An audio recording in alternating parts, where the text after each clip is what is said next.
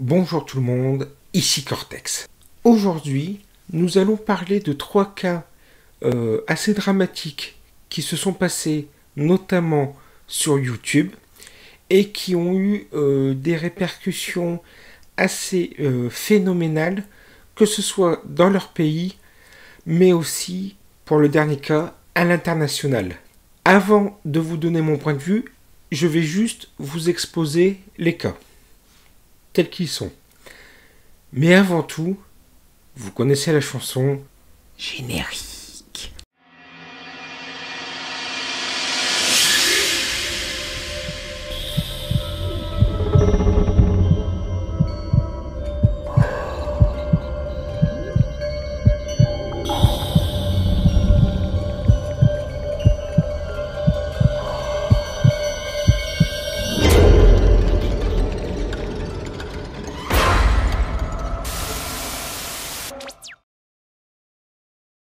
Elliot est né en 1991 à Londres, mais à ses 5 ans, ses parents ont déménagé aux États-Unis. Son père, Peter Rogers, travaillait dans le milieu du cinéma et a été notamment le second réalisateur du film Hunger Games en 2012.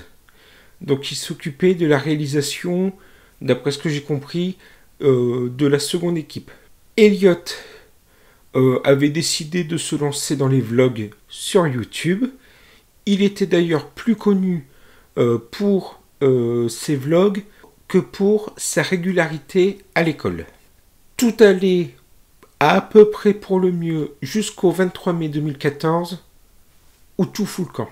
Elliot poste une vidéo sur YouTube intitulée Elliot Rogers Retribution, dans lequel il décrit les détails de ce qui va se passer et ses motivations. Il explique qu'en fait il veut se venger des femmes qui l'ont rejeté, mais aussi des hommes qui sont sexuellement actifs pour vivre une vie plus agréable que la sienne. Hi, Elliot Roger here.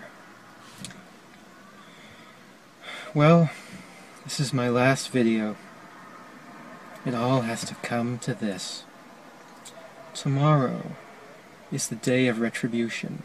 Tout commence quand il poignarde à mort 3 hommes dans son appartement, apparemment des colocataires. Il se rend ensuite sur le campus dans une sororité.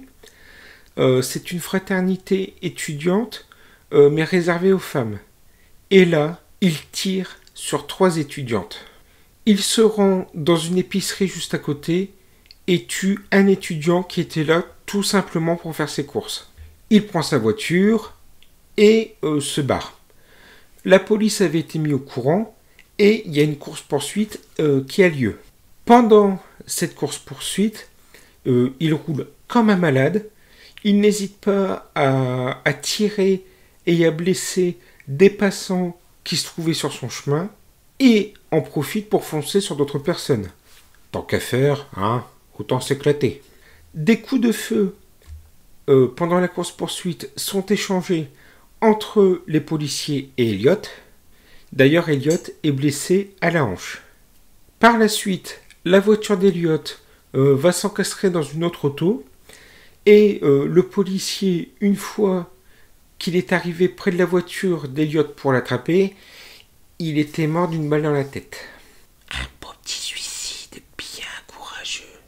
Après ce massacre, il a été révélé par sa famille qu'Elliot souffrait de troubles mentaux, notamment de schizophrénie, mais qu'il n'a jamais reçu de traitement pour ça.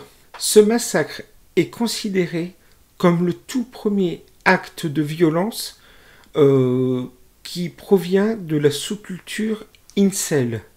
Donc c'est incel, involontairement, cel, célibataire. En gros, on est célibataire, mais c'est pas parce qu'on le souhaite.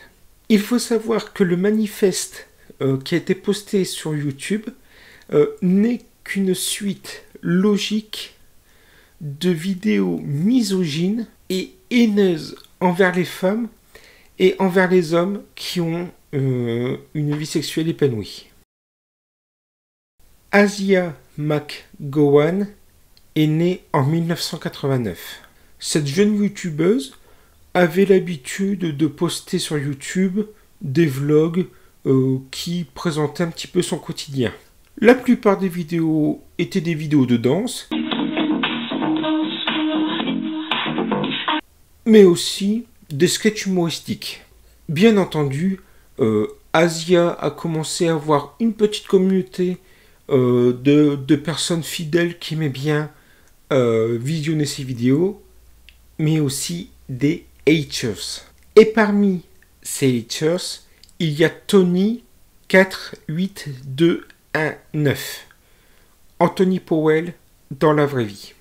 Tony fréquentait la même école qu'Asia. Il a commencé à s'intéresser à la chaîne YouTube de celle-ci en y déposant des messages haineux, allant même jusqu'à créer des faux comptes qui à leur tour postaient aussi des messages assez méchants sur les vidéos d'Asia. D'ailleurs, quand les enquêteurs se sont intéressés à la chaîne YouTube de Tony, les principales revendications de celui-ci allaient contre les athées et les femmes noires. Bien sûr, au bout d'un moment, Asia, elle en a marre. Elle en peut plus, elle sature. Et le 6 avril 2009, elle publie cette vidéo de réponse à tous les haineux. Hey, what's up, YouTube?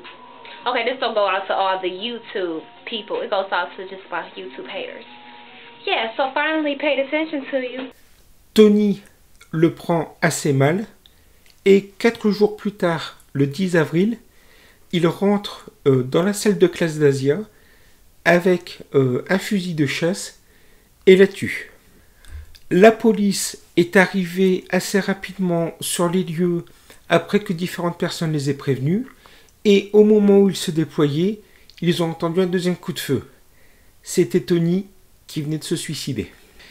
Il est à noter que quelque temps avant de passer à l'acte, Tony avait laissé une vidéo sur YouTube où justement il parlait de ses intentions de meurtre, mais aussi de suicide. Un abonné de Tony avait signalé la vidéo aux autorités, mais elles n'ont rien fait. Elles ont complètement ignoré le sujet. Tout comme pour Elliot, Tony souffrait de problèmes mentaux.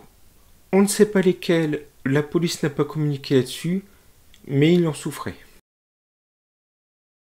Le 7 septembre 2012, Amanda Todd poste une vidéo sur YouTube intitulée « Mon histoire, lutte, harcèlement, suicide et automutilation ».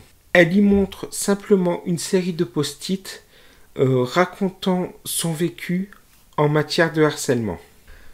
Amanda nous raconte que vers ses 11-12 ans, elle avait l'habitude d'utiliser des chats vidéo pour rencontrer des nouveaux amis, parler, tout ça. Et un inconnu l'a beaucoup complimenté et lui a notamment demandé de montrer sa poitrine.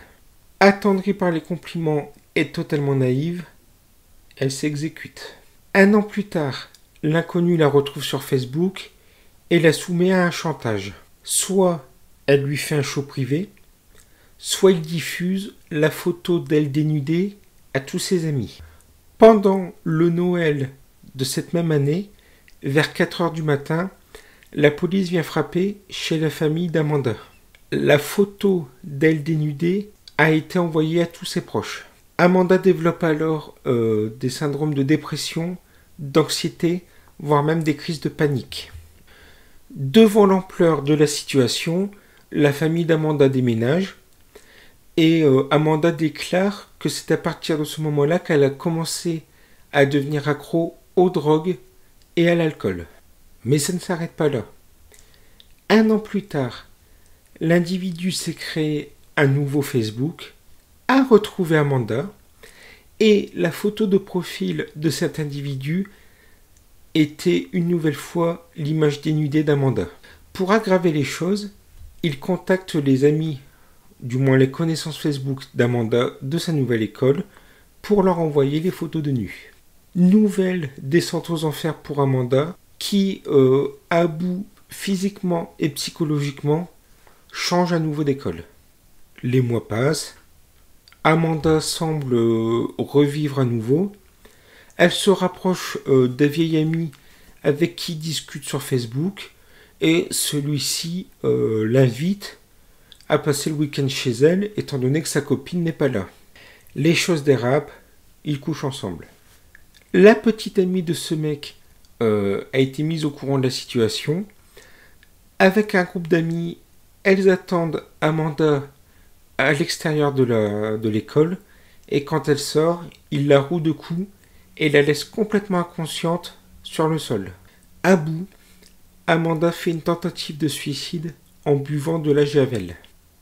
Si c'était pas déjà suffisant, les gens se moquent de sa tentative de suicide et la harcèlent jour et nuit. Quand je vous dis qu'ils la harcèlent, c'est vraiment, ils prennent par exemple un genre de container qui pourrait avoir, où il pourrait y avoir de la javel à l'intérieur. Ils font semblant de boire en laissant des messages vraiment très malsains. Nouveau déménagement de la famille Todd pour à nouveau calmer le jeu, mais le mal est fait. En plus des flots d'insultes publiés sur les réseaux sociaux, le gars qui lui avait demandé des photos de sa poitrine la retrouve encore. Sur Facebook, il retrouve ses nouveaux camarades de classe, les ajoute en se faisant passer pour un élève qui vient d'arriver dans le lycée. À la fin, il crée un groupe privé avec ses élèves et envoie la vidéo d'Amanda en train de montrer sa poitrine aux élèves, aux parents et des fois même aux profs. L'état de santé d'Amanda est minable. Elle est plus bas que terre, elle commence même à se mutiler. Malgré un suivi psychologique, elle fait une tentative de suicide par overdose et elle est hospitalisée 2 jours. Et si c'était tout? À son retour en cours, les autres élèves la traitent de folle et de psychopathe. Malgré le suivi psychologique qui, d'après ses parents, l'aidait beaucoup, Amanda est retrouvée pendue le 10 octobre 2012.